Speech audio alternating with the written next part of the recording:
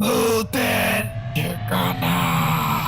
ঘটনাটি গল্প হলেও সত্যি। শুনছেন ভূতের ঠিকানা। আমি সৌরভ আছি আপনাদের সঙ্গে। গ্রাফিক্সে আছে সম্রাট। চলে আসা যাক আজকের গল্পে। একবার হুগলি জেলার মোমবাসিয়া গ্রামের হরিপদ কি একটা কাজে কলকাতা গিয়েছিল। ট্রেনের গোলমালে ফিরতে রাত হয়ে গেল। তখন তো এখনকার মতো অত ইলেকট্রিক ট্রেন ছিল না। কয়লার ইঞ্জিন দেওয়া কাঠের বগি গাড়ি 2 ঘন্টার পথ 5 ঘন্টায় যেত। একে অবেলার ট্রেন, তার ওপর ইঞ্জিনটা কামারকুণ্ডুতে বিগড়ে যাওয়ায় নতুন ইঞ্জিন জুড়ে ট্রেন যখন গুরুপ স্টেশনে এলো, রাত্রি তখন 10টা। যাই হোক, হরিপদ যখন ট্রেন থেকে নামলো তখন গরুর গাড়ি পালকি কিছুই নেই। অগত্যা স্টেশনে রাতটা কাটিয়ে দেবে ঠিক করে প্ল্যাটফর্মে কাঠের বেঞ্চিতে আরাম করে বসলো। ট্রেন থেকে আরও 2-4 জন যাত্রী নামলো, তবে তারা কাছাকাছিই থাকে, বীরপুর, কোটালপুর, বালিদহ এইসব গ্রামে। তাই তারা যে যার পায়ে হেঁটেই চলে গেল। গেল না শুধু হরিপদ এবং এক বৃদ্ধ। বৃদ্ধ হরিপদর কাছে এসে বললেন, আপনি কোন গ্রামে থাকেন ভাই? হরিপদ বলল, আমি থাকি মুম্বেসেই, এখান থেকে 4-5 মাইল দূর। আর আপনি কোথায় থাকেন? আমি এখানে থাকি না, আমার মেয়ের বাড়ি চোপাই।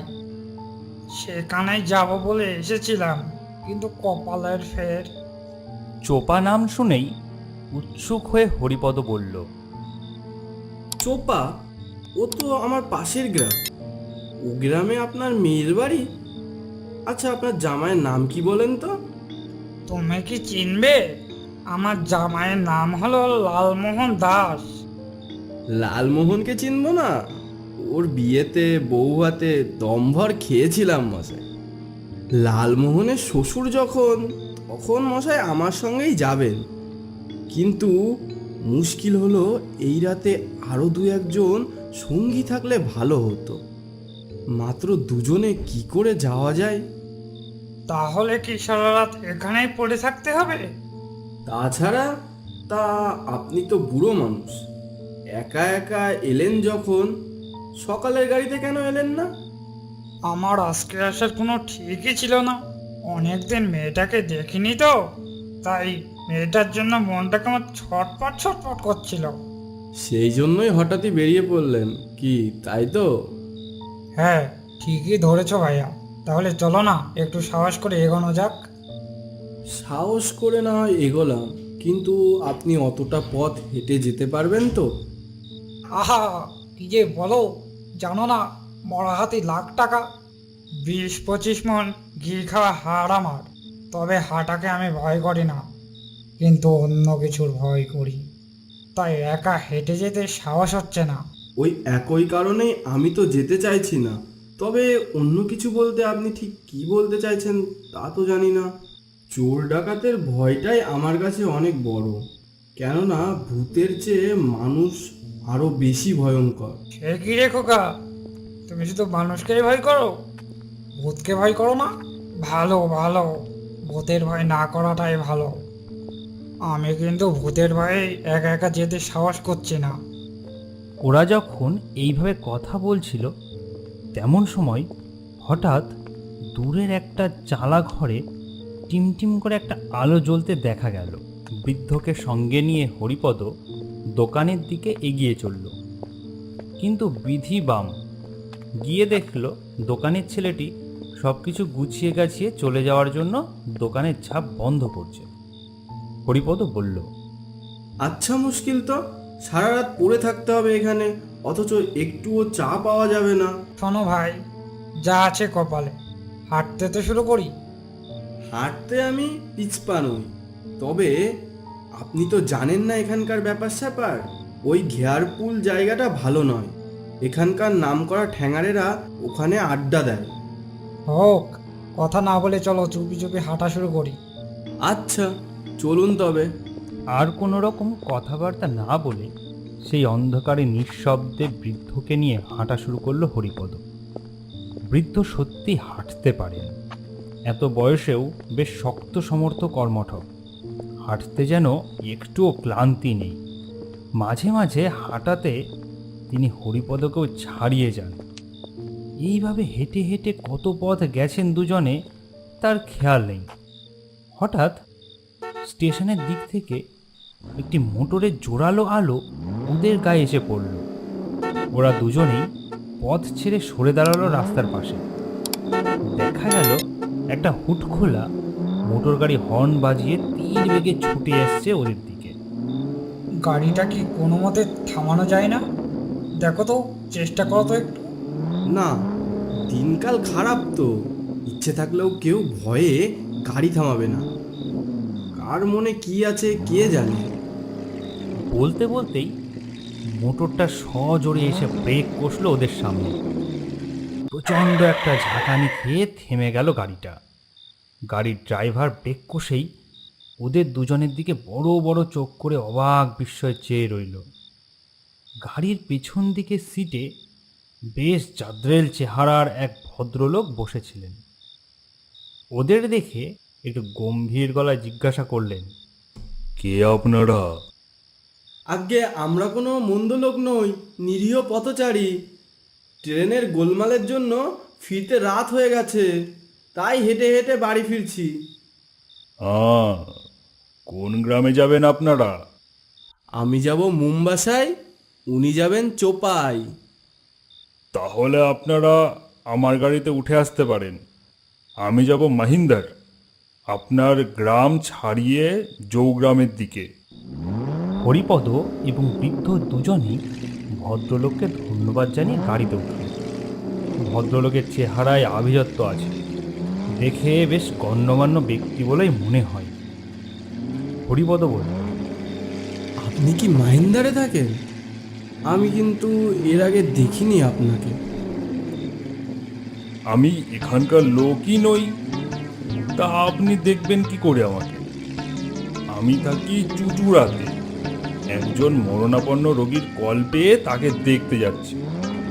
ও, আপনি তাহলে ডাক্তারবাবু? তা মহেন্দারে কাদের বাড়ি যাচ্ছেন আপনি? ডাক্তারবাবু এবার বিরক্তি হয়ে বললেন, অত কৈফিয়ত আপনাকে দিতে পারবো না মশাই। যেমন বসে আছেন তেমনি চুপচাপ বসে থাকুন। এর ওপর আর কথা চলে না। হরিপদ চুপ হয়ে গেল। গাড়ি তখন ঝড়ের গতিতে ছুটছে, এত বেশি স্পিডে যে মাঝে মাঝে মনে হচ্ছে এখনই বুঝি ছিটকে পড়ে যাবে রাস্তা থেকে। কিন্তু সবচেয়ে রহস্যময় ব্যাপার হলো, এমন তীব্র গতি সত্ত্বেও পথের আর শেষ হচ্ছে না। মাঝে মাঝে মনে হচ্ছে যে পথ একবার পাক হয়ে এসে গেছে, আবার সেই পথে ঘুরে ছুটছে গাড়িটা। তাই না দেখে বৃদ্ধ একটু রাগত স্বরে বললেন, ডাক্তারবাবু, আপনার ড্রাইভারকে বলুন তো গাড়িটা একটু আস্তে চালাতে, না হলে যে কোনো মুহূর্তে উল্টে যেতে পারে। উল্টালেই হলো নাকি? গাড়িটা কতক্ষণ ছুটছে তার খেয়াল আছে? উল্টাবার হলে এতক্ষণে উল্টেই যেত। কিন্তু কি অসম্ভব রকমের লাফাচ্ছে, মাথায় ঝাঁকুনি লাগে না? তারপর বুড়ো মানুষ আমি, এত কষ্ট সহ্য হয় আমার? বুঝলাম, তবে একটু কষ্ট সহ্য করতে হবে বই কি। বহুদিনের পুরনো গাড়ি, তার উপর একটিও চাকা নেই। রাস্তার ধারে ভাঙাচোরা অবস্থায় পড়েছিল বলে মাথার হুডটাকেও কারা যেন খুলে নিয়ে বেচে দিয়েছে। ইঞ্জিনও লোপাট, না আছে তেল না আছে জল। এই গাড়ি যে ছুটছে এটাই আশ্চর্য ব্যাপার নয় কি? আমার ড্রাইভার খুব পাকা, তা না হলে। হরিপদর চোখ তো কপালে উঠে গেছে। সে বুঝতে পারলো কাদের পাল্লায় পড়ে গেছে। বৃদ্ধ কিন্তু ভয় পেলেন না, বেশ গম্ভীরভাবেই জিজ্ঞাসা করলেন, চোপা কত? ড্রাইভার এতক্ষণে কথা বলল, এই তো এসে গেছি। আমাকে আজকে আমার মেয়ের কাছে যেতেই হবে। অতএব বেশি কেরামতি না দেখিয়ে তাড়াতাড়ি পৌঁছে দাও, আর না হলে আমাকে গাড়ি থেকে নামিয়ে দাও। বৃদ্ধর কথা শুনে ডাক্তারবাবু হো হো করে হাসতে লাগলেন। ড্রাইভারও অমন তার বড় বড় চোখ দুটো ঠেলে বার করে খ্যাঁ করে হাসতে লাগল। হরিপদর হাত পা কাঁপছে তখন। বৃদ্ধ বললেন, ভয় নেই, আমার উপর ভরসা রাখো, আমি ব্যবস্থা করছি। এই ড্রাইভার, গাড়ি থামাও, আমি নেমে যাব। ডাক্তারবাবু হাসতে হাসতে বললেন, এ গাড়ি থামতে জানে না মশাই, ভোর না হওয়া পর্যন্ত এ গাড়ি থামবে না। থামতে জানে না যদি, তাহলে আমাদের ওঠানোর সময় এ গাড়ি থেমেছিল কি করে? তখনকার কথা আলাদা, এখন আর থামবে না। যদি পারেন তো চলন্ত গাড়ি থেকে লাফিয়ে নামুন। একবার লাফ দিলেই আপনারাও আমাদের মতোই হয়ে যাবেন।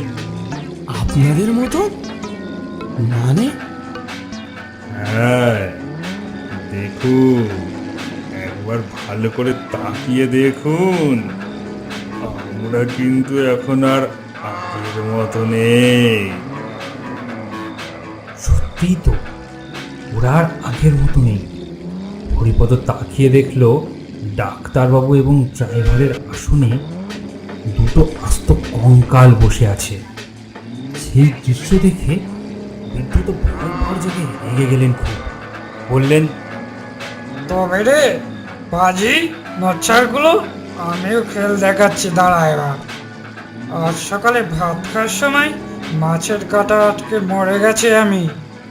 মেয়েটার জন্য মন কেমন করছিল কদিন, তাই আজকে একটু দেখতে যাচ্ছে।